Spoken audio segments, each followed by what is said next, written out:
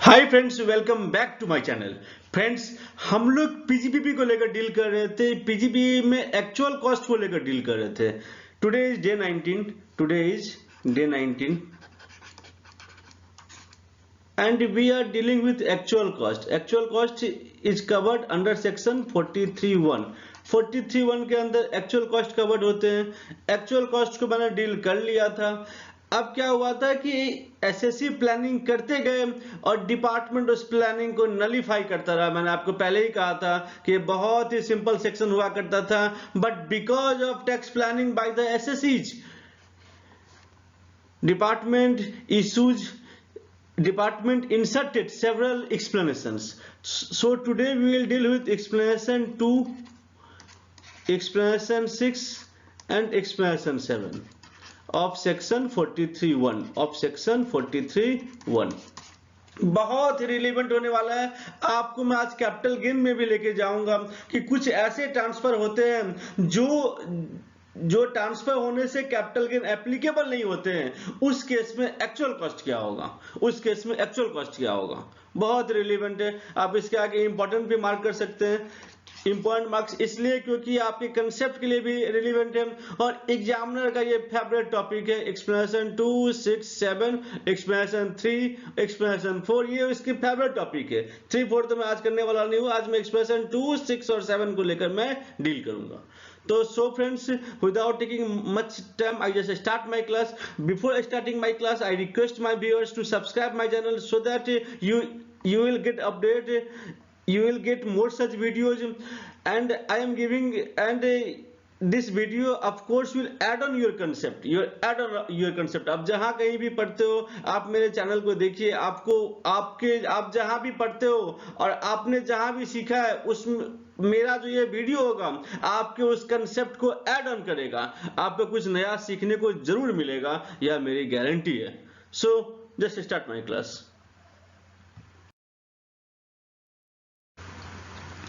Explanation 2, मैंने क्या कहा था कि कुछ ऐसे ट्रांसफर होते हैं। कैपिटल गेन में एक सेक्शन है सेक्शन 47।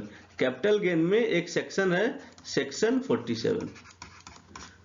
कैपिटल गेन में एक सेक्शन है सेक्शन 47। सेक्शन 47 क्या कहता है? कैपिटल गेन एप्लीकेबल कब होता है? जब ट्रांसफर ऑफ कैपिटल एसेट्स होता है। कैपिटल गेन एप्लीकेबल कब होता है? जब ट्रांसफर ऑफ कैपिटल एसेट्स होता है। सेक्शन 47 कहते हैं कि कुछ ऐसे ट्रांसफर जिसको हम ट्रांसफर नहीं मानते, कुछ ऐसे ट्रांसफर जिसको हम ट्रांसफर नहीं मानते हैं। ठीक है, देखिए इसके अंदर में क्या आता है।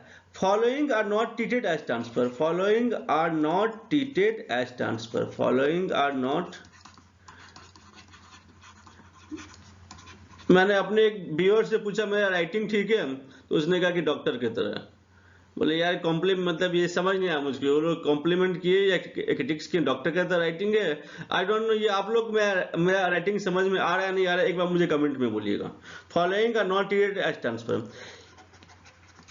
क्या होता है ना कि हम इन सभी को ट्रांसफर नहीं बोलते हैं। सेक्शन 47 क्या क्या बताइए तुम।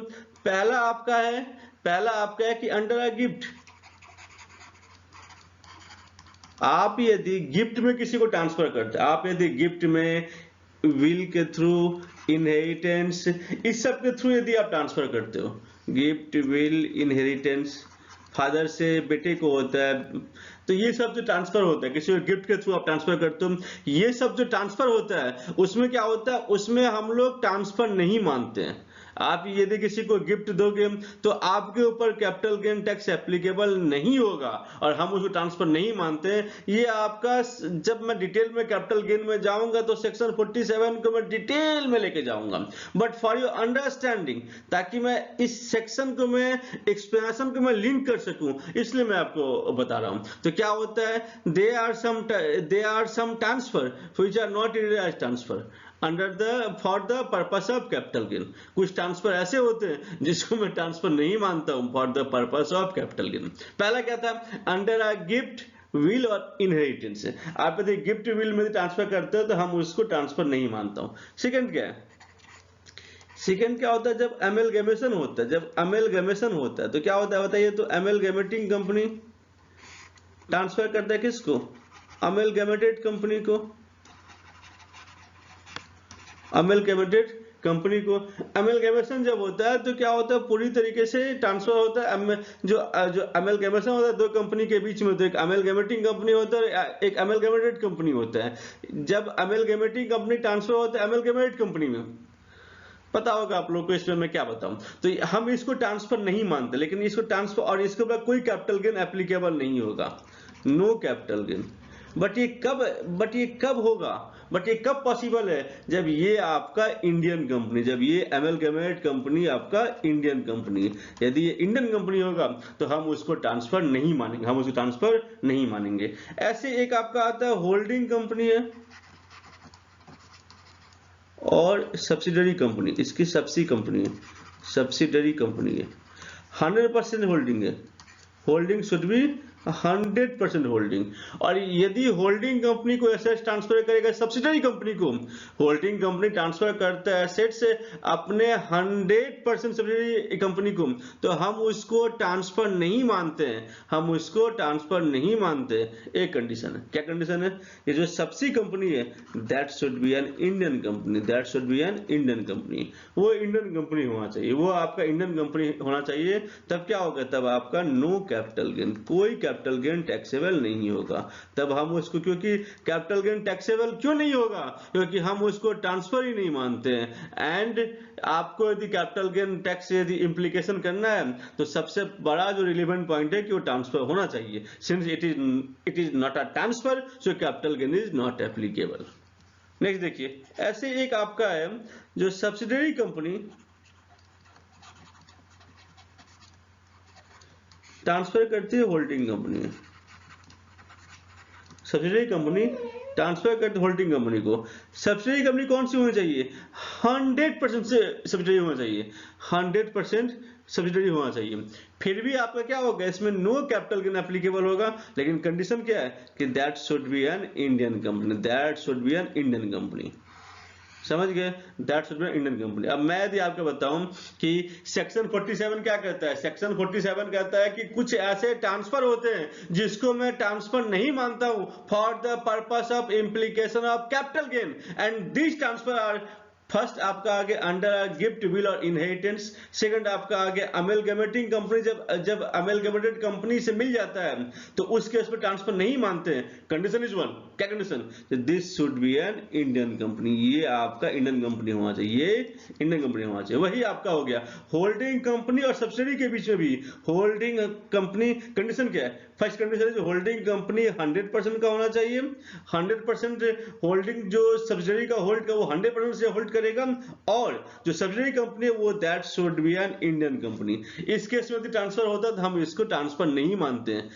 और एक क्या आ गया, और एक आपका सब्सिडरी कंपनी जो हो गया, यदि वो ट्रांसफर करता है अपने होल्डिंग कंपनी को तो हम उसको भी ट्रांसफर नहीं मानते हैं। वही सेम कंडीशन, 100% सब्सिडरी होना चाहिए होल्डिंग कंपनी का, and the holding company should be an Indian company. If all these conditions are satisfied, in that case the transfer between the parties are not treated as a transfer, transfer नहीं मानेंगे और capital gain applicable नहीं होगा। इसी को लेकर expression दिया गया है। ये जो अंडर गिफ्ट एंड विल है ये आपका एक्सप्रेशन 2 में आता है, ये आपका एक्सप्रेशन 2 में आता है, और जो आपका होल्डिंग और सब्सिडरी कंपनी है ये आपका एक्सप्रेशन 6 में आता है, ये आपका एक्सप्रेशन 6 में आता है, बने रहिए। और ये एक्सप्रेशन 7 में, ये आपका एक्सप्रेशन 7 में। तो हम इसको आस्ते आस्ते डील करते हैं। अभी हम लोग एक्सप्रेशन 2 को लेकर डील कर रहा हूं, देखिए आगे।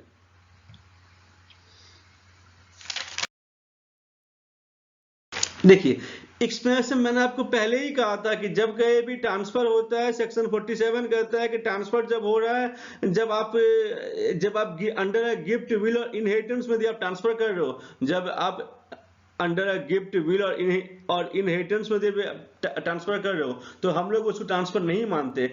एक आपका सेक्शन है सेक्शन 49(1), सेक्शन 49(1) ये क्या कहता है, ये कहता है जब अंडर गिफ्ट विल और इनहेरिटेंस में ट्रांसफर होता है तो उस केस में हम लोग क्या लेते हैं, उस केस में हम लोग लेते हैं cost to the previous owner, cost to the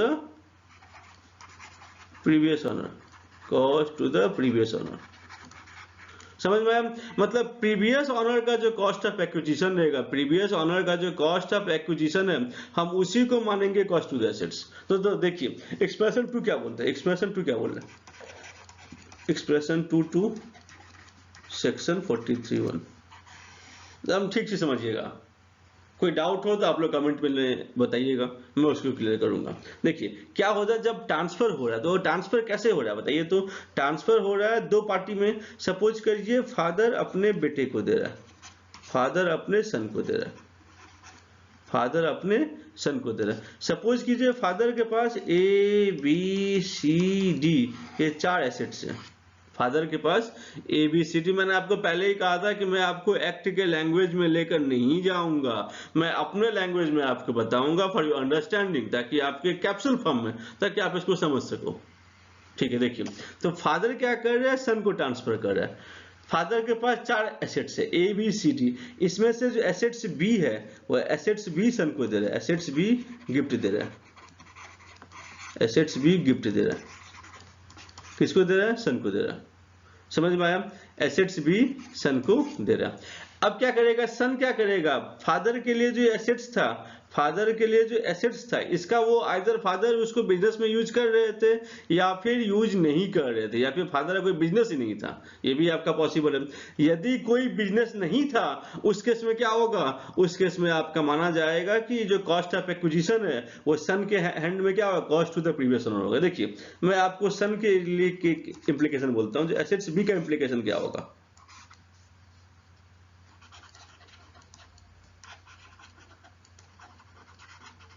transfer assets was used in the business, यदि ट्रांसफर एसेट्स बिजनेस में यूज होता तब क्या होता, और यदि क्या होगा, ट्रांसफर जो एसेट्स ट्रांसफर हुआ है that was not used in the business, उनके फादर का कोई बिजनेस नहीं था, या यदि बिजनेस भी था तो ये जो एसेट्स था वो एज एन इन्वेस्टमेंट था, ये जो एसेट्स था वो एज एन इन्वेस्टमेंट था। उस केस में क्या होगा, उस केस में क्या होगा, तो was not used in business, was not used in business by father। समझ गए, मैंने क्या कहा आपको, फादर का ये आइदर इस एसेट्स का इस्तेमाल फादर बिजनेस में करते थे उसके अलग ट्रीटमेंट होगा, और जो एसेट्स का इस्तेमाल फादर बिजनेस में नहीं करते थे उसके अलग होगा। सबसे पहले हम लोग देखते हैं कि फादर बिजनेस में इस्तेमाल नहीं करते थे, उस केस में क्या होगा, that assets B was not used in the business by his father. समझ में आया, that assets was held by the father as an investment, and that asset was transferred to his son, अपने बेटे को transfer करें। इस case में क्या होगा, इस केस में आपका आएगा cost to the previous owner, cost to previous owner, cost to previous owner. Suppose कीजिए ये जो एसेट्स बी है, ये जो एसेट्स बी है इसको फादर ने बाई किया था 1420 को, फादर ने बाई किया था 1420 को at the price of ₹5 lakh, at the price of ₹5 lakh, और सन को ट्रांसफर कर रहा है 1123 को, सन को ट्रांसफर कर रहा है 1123 को, सन को ट्रांसफर कर रहा है 1123 को। अब मुझे ये बताओ कि ये जो सन बी है उसके लिए cost to the previous owner होगा, तो उसके लिए एक्चुअल कॉस्ट कितना माना जाएगा, actual cost is 5 lakh rupees, since the assets was not used by the father in the business, so the cost to the previous owner is the cost for the son. समझ में आया, तो मान लीजिए उनके सन के, उनके बेटे का ब्लॉक है जो आपका एसेट्स का जो ब्लॉक था, suppose that assets fall under the block of 10%, मान लो कोई बिल्डिंग था, कुछ एसेट्स था, तो क्या होगा उस ब्लॉक में, उस ब्लॉक के WDB में 5 लाख रुपीज ऐड हो जाएगा, 5 लाख रुपीज ऐड हो जाएगा। समझ गए, suppose in the example father, इस सन का जो ब्लॉक था ना वो 1422 को, सॉरी हाँ ठीक है, 1422 को सन का जो ब्लॉक था वो ब्लॉक था आपका 3 लाख रुपीज का। तो क्या होगा इसमें 1422 को उस 3 लाख के ब्लॉक में ये 5 लाख रुपए ऐड हो जाएगा। But if the assets was used in the business, उस केस में क्या होगा, फादर इस एसेट्स का इस्तेमाल बिजनेस में कर रहा था, तब देखो क्या होगा ना, फादर के पास जो A B C D 4 assets है, 4 एसेट्स का ब्लॉक है, उस ब्लॉक में से सिर्फ एक एसेट्स को ट्रांसफर किया, उस ब्लॉक में से सिर्फ एक एसेट्स को ट्रांसफर किया। तो उस केस में एक्चुअल कॉस्ट क्या माना जाएगा, उस केस में एक्चुअल कॉस्ट क्या माना जाए, देखिए उस केस में एक्चुअल कॉस्ट माना जाएगा कि एज्यूम कर लो कि एसेट्स बी ही सिर्फ एक ब्लॉक में था, एसेट्स बी ही सिर्फ एक ब्लॉक में था, और उसके ऊपर आप डिप्रिसिएशन निकाल लो, उसके ऊपर आप डिप्रिसिएशन निकाल लो, और जो डिप्रिसिएशन का वैल्यू होगा वही आपका cost to the previous owner होगा। देखिए क्या होगा, WDB minus assume B is only assets in block. मान लीजिए जो एसेट्स बी का जो WDB होगा ना, एसेट्स बी का जो कॉस्ट है, एसेट्स बी का, इसको WDB बोलना ठीक नहीं, इसको कॉस्ट लिखो आप, देखिए बेटा इसको, देखिए क्या लिखे बताइए तुम, कॉस्ट जो आपका एसेट्स बी का जो कॉस्ट है, एसेट्स बी का जो कॉस्ट है उसमें आप क्या कीजिए, assume B is only assets in block and calculate WDB before the year of transfer, या up to the year of transfer, up to the year of transfer। मैंने कहा था अपने लैंग्वेज में लिखते इसलिए कुछ मिस्टेक्स भी हो रहे हैं, up to the year of transfer, up to the year of transfer।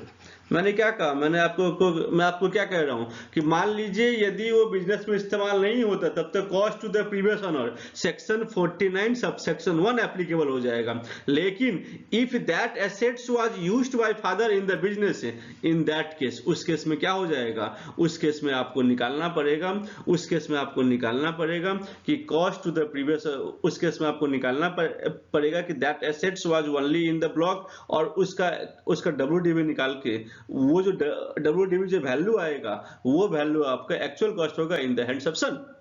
Example के लिए, this block was purchase in the year 5 lakh in 1/4/20। तो बताइए ट्रांसफर कब हो रहा है, ट्रांसफर हो रहा है फॉर द ईयर 22-23 में ट्रांसफर हो रहा है, तो कब तक का डिप्रिसिएशन निकाला जाएगा, कब तक का डिप्रिसिएशन निकाला जाएगा, 2 साल तक का डिप्रिसिएशन को निकाला जाएगा। किस साल, देखिए तुम 1/4 ये आपका 31/3/2021 और 31/3/2022, 31/3/21 एंड 31/3/22, इस 2 इयर्स के डिप्रिसिएशन निकाले जाएंगे। मैंने आपको पहले कहा था कि डिप्रिसिएशन कितना परसेंट था, 10%। तो आप एज्यूम कीजिए कि 5 lakh is the only assets in the block, 5 lakh is the only assets in the block into 90%, और उसके ऊपर में फिर ये आपका आ गया 19%, उसके ऊपर में फिर आपका आ गया 90%। देखिए क्या होता है,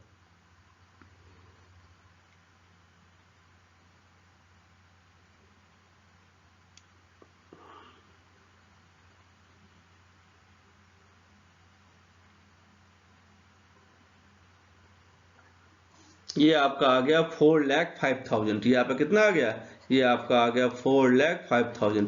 तो ये जो एक्चुअल कॉस्ट होगा in the hands of son, if that assets was used in the business, तो एक्चुअल कॉस्ट विल बी 4,05,000। जो सन का जो WDB था उसमें हम लोग 4,05,000 को ऐड कर देंगे, हम लोग उसको 4,05,000 को ऐड कर देंगे। इस कंसेप्ट को एक बार मैं आपको फिर से समराइज में बोल दे रहा हूँ, मेरे ख्याल से ये वीडियो बहुत बड़ा हो जाएगा, तो हम लोग एक ही कंसेप्ट को लेकर डील करते हैं, हम लोग एक ही कंसेप्ट को लेकर डील करते हैं। देखिए तो क्या मैं आपको क्या बताऊं, मैंने आपको क्या कहा था, जो कहा थे हम लोग, हाँ देखिए इसमें मैंने आपको कहा था कि एक्सप्लेनेशन 2 क्या कहता है, जो ट्रांसफर होते हैं वो ट्रांसफर आपका ट्रांसफर नहीं माना जाएगा if the transfer was under the gift, will और इनहेरिटेंस। तो फादर ने सन को ट्रांसफर किया है, ABCD, फादर के पास 4 एसेट्स थे, एसेट्स B को फादर ने किसको दे दिया, सन को दे दिया, ठीक है। तो ये क्या हुआ, अंडर गिफ्ट में दिया या विल में दिया, जो भी आप समझिए। अब क्या हुआ, कब ट्रांसफर किया, 1/1/23 को ट्रांसफर किया, और फादर ने इसको बाई कब किया था, इस एसेट्स को बाई कब किया था, 1/4/20 को फादर ने एसेट्स बाई किया था, कितने में बाई किया था, 5 लाख रुपीज में बाई किया था। अब बताओ क्या हो गया, जैसे ही गिफ्ट के रूप में ट्रांसफर कर दिया, if that assets was used by father in the business, not in the business, in that case 5 lakh will be the actual cost and that will be added in the block. समझ में आया। अब इस case में क्या हो गया, इस केस में क्या हो गया, if assets was not used, if assets was used in the business, उस केस में मान लेंगे जो जो आपका जो एसेट्स बी है, that is assets only in the WDB, that is assets only in the block, and calculate WDB up to the year of transfer. जिस साल ट्रांसफर कर रहे हैं उस साल तक का जो डब्ल्यूडीबी होगा, आप यदि ट्रांसफर 1123 को कर रहे हो तो हम लोग डब्ल्यूडीबी 31 मार्च 2022 तक का निकालेंगे, और निकाल के जो आपका डब्ल्यूडीबी वैल्यू होगा, that WDB value will be the actual cost to the that actual cost in the hands of son, and that will be added in the block, that will be added in the block of the assets maintained by the son। जो सन का जो block है, जो उनके बेटे का जो block है, उसमें ये मेंटेन होता है। देखिए इसको हम लोग एक एग्जांपल के थ्रू करते हैं, थोड़ा सा क्लमजी हो गया, एक एग्जांपल के थ्रू करते हैं। एक बार मैं आपको फिर से बोल दो, क्या मेरा कंसेप्ट क्या था, यदि एसेट्स का इस्तेमाल होगा for the purpose of business, तब आप मान लो कि जो एसेट्स ट्रांसफर किए उसके ऊपर इंडिविजुअली डब्ल्यूडीबी को आप निकालोगे up to the year of transfer. यदि वो एसेट्स का इस्तेमाल नहीं हुआ है तब तो बहुत ही सिंपल, तब कोई प्रॉब्लम ही नहीं, तब तो कोई प्रॉब्लम ही नहीं है। ठीक है, देखिए मैं आपको एक एग्जांपल दे रहा हूँ कि ये एग्जांपल, देखिए एग्जांपल मैं दे रहा हूँ, हाँ देखिए बताइएगा, एक minute.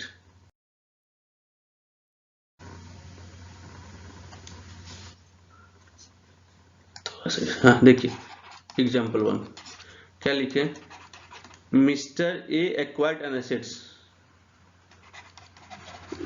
Mister A acquired an asset for ₹5 lakh on 1/4/20,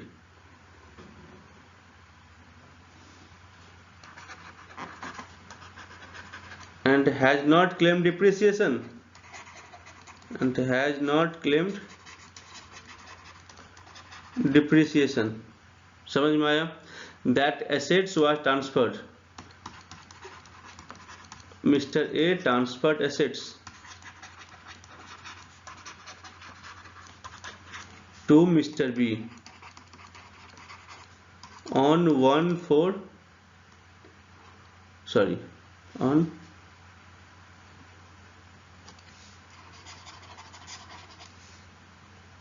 on 1/1/23। कब ट्रांसफर कर दिया, 1/1/23 को मिस्टर बी को ट्रांसफर कर दिया, मिस्टर बी को ट्रांसफर कर दिया under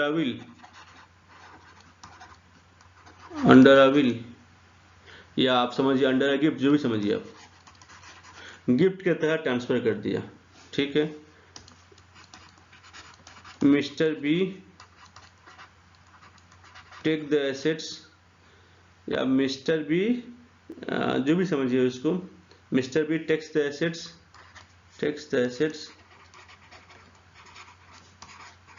for his business,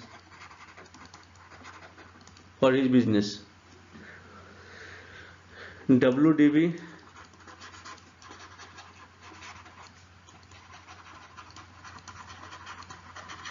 of assets maintained by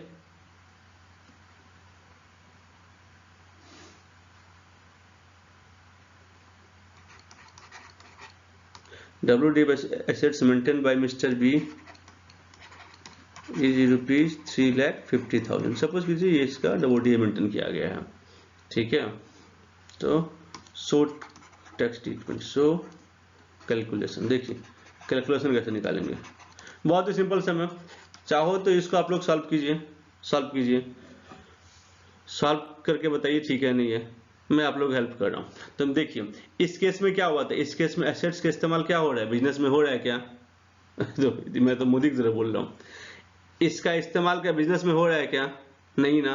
तब क्या होगा, तब उस केस में क्या होगा, उस केस में आपका जो cost to the previous owner है वही आपका WDB का पार्ट होगा, तो बताइए in the hands of mister B के हैंड्स में क्या होगा, इनके पास क्या है, WDB ऑन 1/4/22 को कितने का है, 3,50,000 का, 3,50,000 का, समझ गए। हाँ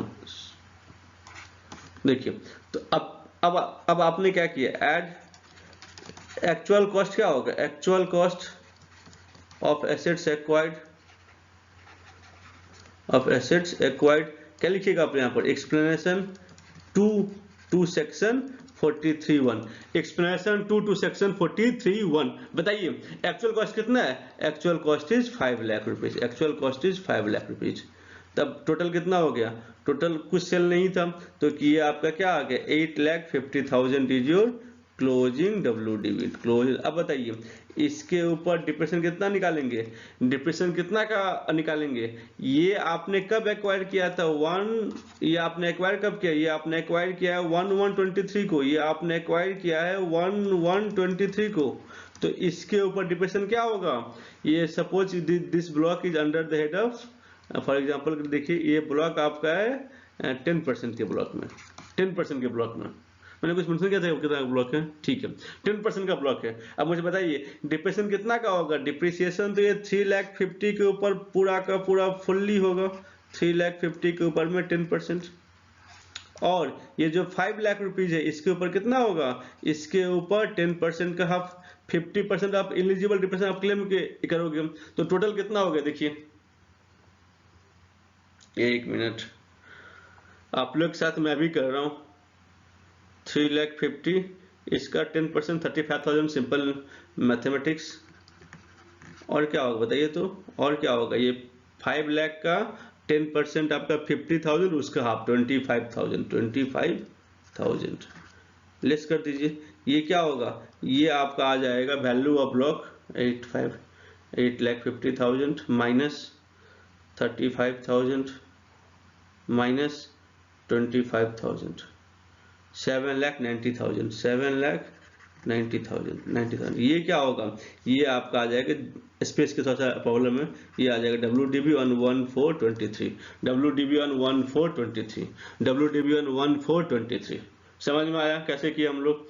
तो इसमें क्या होगा, जो आपको डिप्रिसिएशन मिलेगा वो रिस्ट्रिक्ट हो जाएगा। होल्डिंग पीरियड हम लोग कब से देखेंगे, जब से वो एसेट्स जो गिफ्ट अंडर अ गिफ्ट जो डोनी है जब उसने एक्वायर किया था, जब डोनी ने उस एसेट्स को एक्वायर किया था, हम उस टाइम से उसका होल्डिंग पीरियड काउंट करेंगे और उस तरीके से उसको डिप्रिसिएशन देंगे।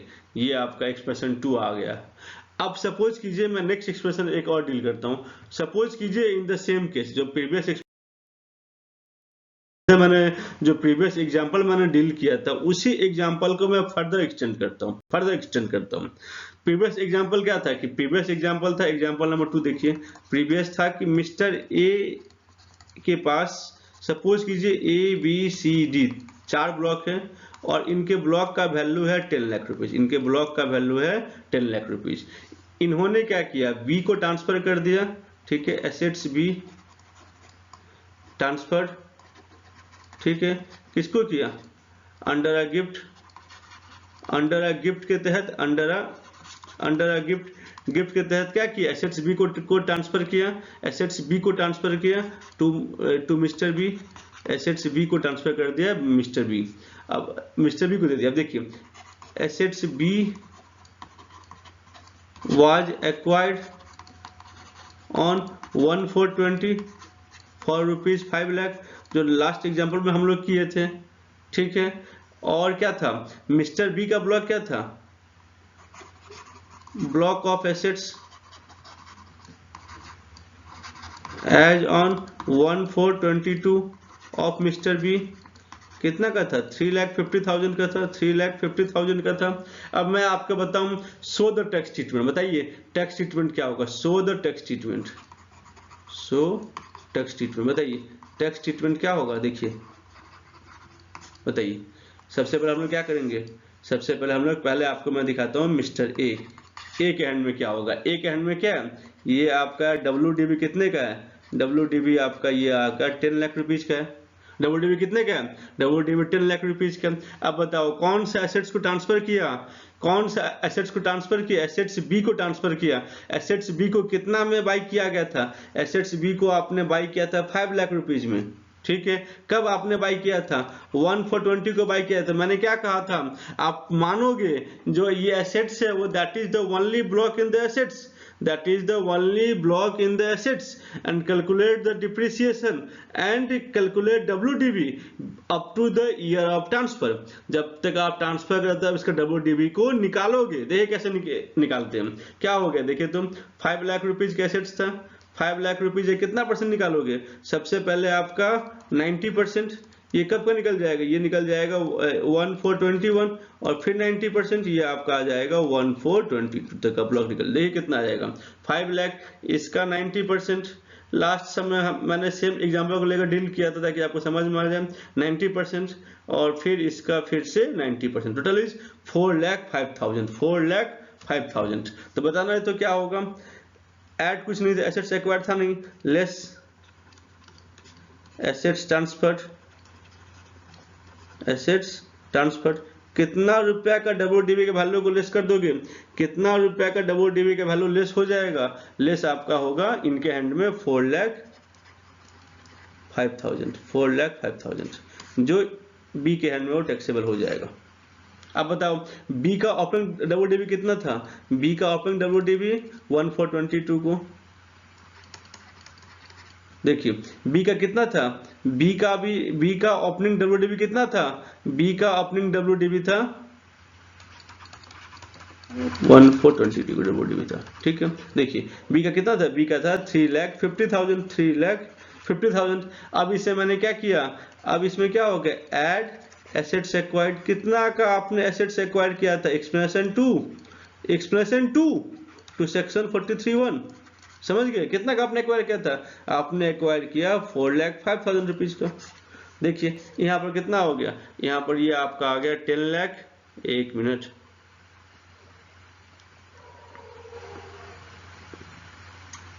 10 लाख माइनस में 4,05,000, कितना आपका आ गया? 5,95,000। इसके ऊपर आप निकालोगे डिप्रिसिएशन, इसके ऊपर आप निकालोगे डिप्रिसिएशन।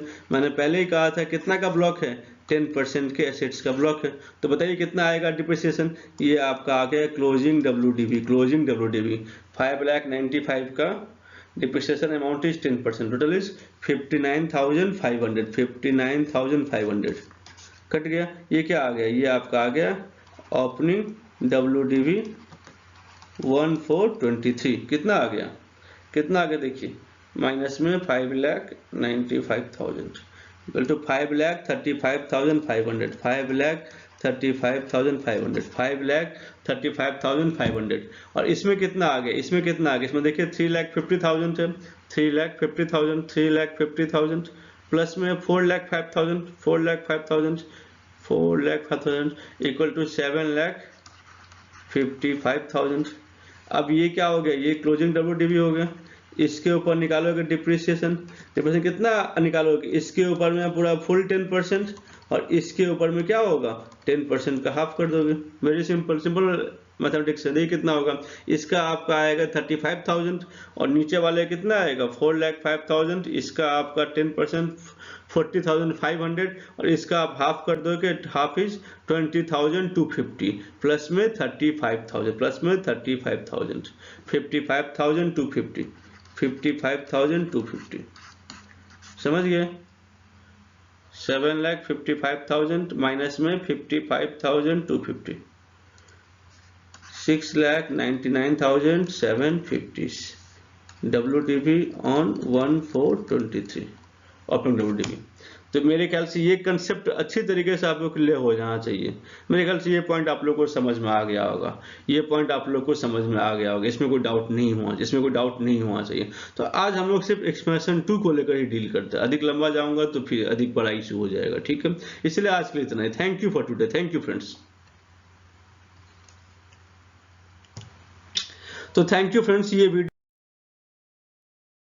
फ्रेंड्स लॉजिकली लास्ट मैंने जो प्रीवियस वीडियो में आपको कहा था, जो प्रीवियस स्लाइड में मैंने आपको कहा था, जो आपका 4,05,000 सपोज कीजिए जो मिस्टर तो इन the hands of mister A और बी था। आप लोगों को एग्जांपल प्रीवियस में आप लोगों को पता ही होगा, जो 5 लाख का एसेट्स है और इसमें आपने 4,05,000 का आपने ट्रांसफर किया था, 4,05,000 का आपने ट्रांसफर किया था। आपके A plus B plus C plus D ये 4 ब्लॉक थे, आपने क्या किया इसमें से एसेट्स बी को ट्रांसफर कर दिया और 4,05,000 को आपने यहाँ पर लेस किया, 4,05,000 को मैंने आपने इसको ऐड किया था। इनका जो WDV था ये 3 लाख रुपीज का था, तो आपने क्या किया था 4,05,000 को यहाँ पर ऐड किया था, 3,50,000 का था, सॉरी 3,50,000 का था, 4,05,000 को आपने यहाँ पर ऐड किया था। लॉजिकली यही होना चाहिए था, लॉजिकली यही होना चाहिए था, लेकिन एक्ट साइलेंट है। एक्ट आपको जो यहाँ पर लेस करना पड़ेगा, इसको लेकर लॉ नहीं बोल रहा है, इस एक्ट इस लेस करने को लेकर लॉ नहीं बोल रहा है। मैंने प्रीवियस वीडियो बनाया, मैंने फिर बाकी मैंने अदर बुक्स को रेफर की, तो ये लॉ यहाँ पर साइलेंट है और यहाँ पर इसको लेस करने के लिए नहीं बोल रहा है। लॉजिकली यही होना चाहिए था, बट लॉ साइलेंट है, तो सिंस लॉ इज साइलेंट है, यहाँ पर एक टैक्स मैनिपुलेशन या टैक्स बेनिफिट किया जा सकता है, एक टैक्स प्लानिंग किया जा सकता है कि आपको यहाँ पर लेस भी नहीं करना पड़ेगा, आप ये 4,05,000 का डिप्रिसिएशन ए को भी मिलता रहेगा और बी को भी मिलता रहेगा, बिकॉज बी के पास तो ट्रांसफर हो गया, बी के ब्लॉक में आ गया, और बी को लेस करने के लिए एक्ट नहीं बोल रहा है। हमें लगता है कि ये एक्ट का एक लूपहोल है, ये एक्ट का एक लूपहोल है, ये एक्ट का एक लूपहोल है। लॉजिकली यही होना चाहिए था और हम लोग ऐसा ही करेंगे, हम लोग ऐसा ही करेंगे। आप यदि चाहो तो 4,05,000 को यहाँ पर लेस नहीं भी कर सकते हो और पूरा फुल के ऊपर भी डिप्रिसिएशन आप क्लेम कर सकते हो, तो वो भी करेक्ट होगा, वो भी करेक्ट होगा, समझ गए।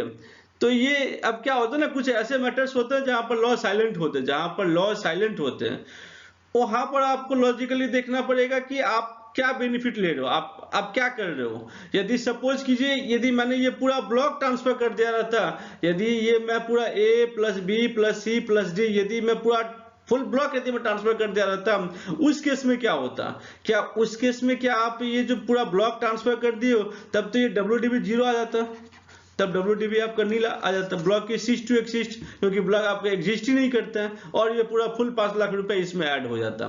सपोज कीजिए आपने पूरा फुल ब्लॉक ट्रांसफर कर दिया, उस केस में क्या होता है, ये जो 5 लाख का ब्लॉक है, तब तो आपको इंडिविजुअल निकालने की जरूरत ही नहीं है, आपने यदि इंडिविजुअल एसेट्स ट्रांसफर किया तब आपको निकालना पड़ता है, लेकिन आपने यदि पूरा ब्लॉक ट्रांसफर कर दिया तब तो निकालने की जरूरत ही नहीं है, आप पूरा फुल्ली 5 लाख रुपए यहाँ से लेस करते और 5 लाख रुपीज यहाँ पर ऐड करते, ठीक है, और ये आपका हो जाता है ब्लॉक सीज टू एग्जिस्ट।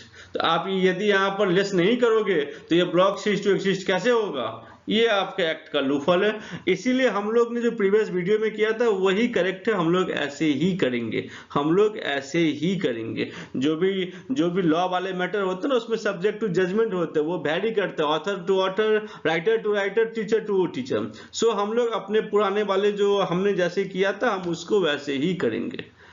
तो थैंक यू फ्रेंड्स, आज के लिए इतना ही भाई।